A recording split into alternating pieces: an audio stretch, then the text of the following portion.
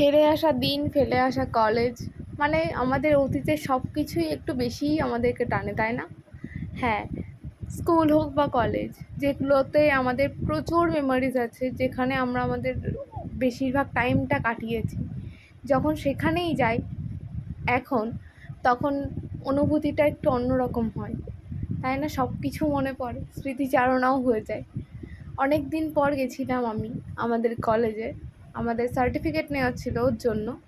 সেখানে গিয়ে অনেক পুরনো বন্ধুদের সাথে দেখা হয়, পুরনো ক্লাসরুম, স্যারদের সাথে যদিও দেখা হয় ইংলিশ ডিপার্টমেন্টটা কিন্তু তবুও প্রচণ্ডভাবে মনে পড়ছিল যে কীভাবে আমরা টাইমগুলো কাটাতাম, কীভাবে ক্লাস করতাম। পুরোনো কলেজ কিরম লাগছে এসে?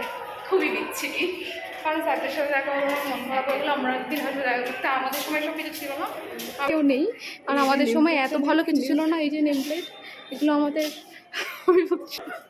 শ্রদ্ধেয় টিচার। এটা হচ্ছে আমাদের ওয়াল ম্যাগাজিন। সত্যি ভীষণ খারাপ লাগছে, মন খারাপ হয়ে গেল। হচ্ছে আমাদের কলেজের ব্যাকগ্রাউন্ড, আমাদের মানে ওই আর কি গ্রাউন্ড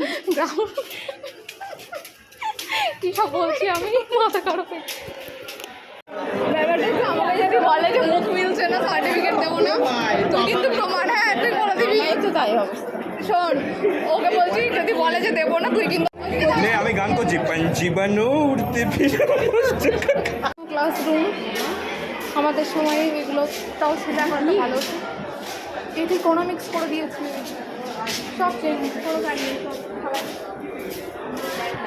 হবে লিখতে বলবে, একটা গ্র্যাজুয়েট ছেলের হাতে লিখে আমাকে অপমান করবে না। আবার এমএ করা হয়ে গেছে, গ্র্যাজুয়েট ছিল কি,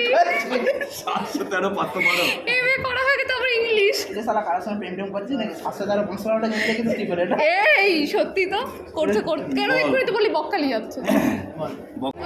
আমি গান করছি পঞ্চিবানো উঠতে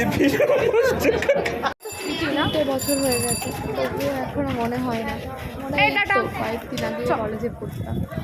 তো যাই হোক, চলে গেলাম, ভিডিওটা ডিউটি যাবো। লাইক, শেয়ার অ্যান্ড কমেন্ট করুন।